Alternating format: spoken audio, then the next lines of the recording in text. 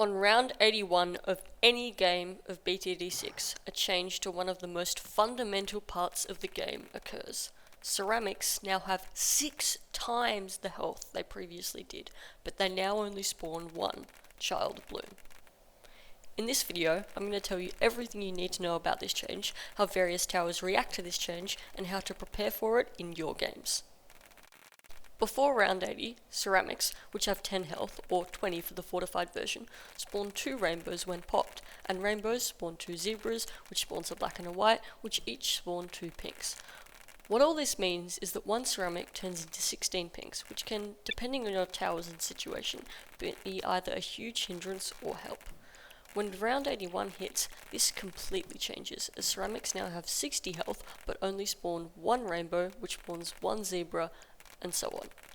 This reduces the pierce requirement for late game without making the game completely trivial.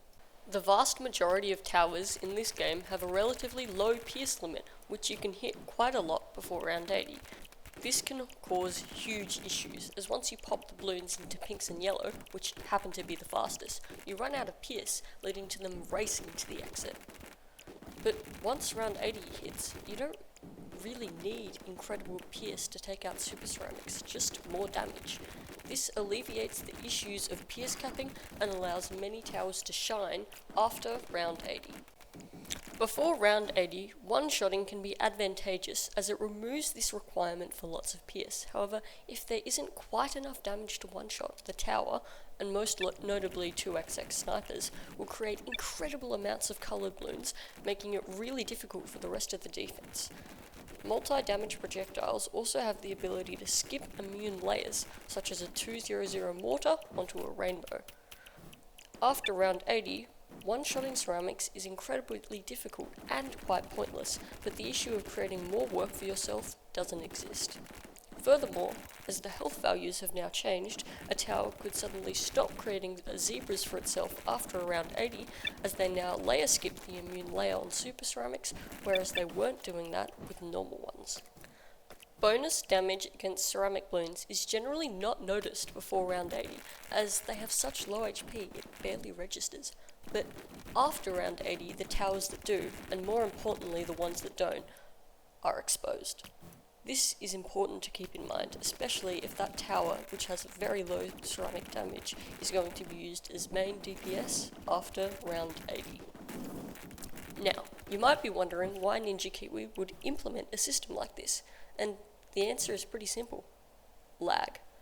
Even on dense ceramic rounds before round 80, you might be able to feel small lag spikes when lots of balloons pop at once. Just imagine how laggy the later rounds, especially free play, would be if this wasn't the case. The round 80 ZOMG already turns into over 1,000 pinks. Round 98 would simply not work on mobile devices. A secondary reason for this is that towers just don't need to have as much pierce otherwise. If every tower had to be able to deal with the normal ceramics spawning thousands and thousands of pink balloons past round 80, then mid-game ceramic rushes like round 63 or 76 would feel so much less important, because every tower would have to be so much better at dealing with them for the late game to stay the same difficulty. Another important factor is regrow balloons. Because after round 80 balloons only spawn one child, regrow balloons become basically pointless. The reason they are scary in the first place is because balloons can split into more than one child, meaning you end up with more balloons than you started with. Without that ability, regrow balloons feel inconsequential, especially because it is so rare to pop a balloon down to something weaker than a ceramic in late game rounds for anything more than a second. So, now that we've gone through all of that, let's have a look at how some specific towers react to this huge change. Mid-game pierce options, such as the Morglave's Boomerang, Recursive Cluster, or Ring of Fire, are super high pierce towers which deal with pre-round 80 balloons very well. But the ceramics getting 6x health makes these towers basically useless past round 80 unless you upgrade them to their tier 5 variants. Stalling options such as the Top Path Druid, Balloon Impact, or Downdraft become a lot better with the addition of super ceramics, as they can stall for much longer without creating pierce problems for themselves, and it becomes an amazing ceramic support tower in the late game. the ceramics gaining extra health, they can also be used to stall to guarantee abilities for the next round much more effectively. High damage mid-game options such as a 2xx sniper or an arcane spike change purposes. Before round 80, these guys are used for their Moab damage, as if they hit small balloons they will end up creating enormous waves of small balloons that not only cap out their pierce, but that of all the other towers on the screen, which can make them a hindrance in some situations. Once round 81 hits, these towers no longer create pierce issues, allowing for them to be used more comfortably. Some towers, such as the Plasma Accelerator or Moab Eliminator, are terrible at dealing with super ceramics, so if you're going to be using these guys in your setup, you either need to be prepared for these guys or be in for a horrible time. Some towers, such as the Top Path Ice Monkey and to a lesser extent the Top Path Glue, gain power the more balloons there are on the screen, as part of their damage comes from balloons themselves popping. This means that their damage output is reduced after round 80. Note that this doesn't apply to the Unstable Concoction, as that tower is all about lots of Moab class balloons, and there are way more of those after round 80. RBE based towers, such as Spike Factories, or to a lesser extent towers like the Avatar of Wrath, change with the addition of super ceramics, as the total RBE on normal ceramic balloons goes down, but it actually goes up on fortified variants. This can either decrease/increase their effectiveness compared to pre-round 80. So, let's look at a few examples and how the change would affect the current setup.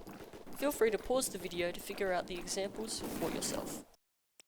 First, we have a bare bones Ray of Doom save up here on Resort, which will need to last a few rounds into the 80s. The Plasma Accelerator is notoriously bad against super ceramics, so without purchasing a blowback option, the micro here will be really difficult. Next, we have a special Poperations save up here on Streambed with a 205 Elite Defender and Ring of Fire for mid-game. After round 80 hits, the Elite Defender will become more effective against ceramics, but the Roth becomes pointless. Added to the fact that the Chinook's blowback becomes really good against ceramics, the only issue in this save up might be the Moabs. The last example here is on Off the Coast, with a Moab Dom save up consisting of a Brit Drive, Moab Press and a Spike Balls at the back. Here, the front portion of the defense will shred Moab class balloons, but a lot of pressure will be put on the Spike Balls, and upgrading to Spike Mines may be necessary to complete this save up. So, in summary, after round 80, ceramic balloons gain more health but spawn less children. Overall, it doesn't majorly affect the difficulty of the game, but it can for certain towers. You just need to be able to recognize how your setup will fare and if action is needed to survive. That's pretty much everything. Don't forget to like, subscribe, and use code THESTEEL. See ya!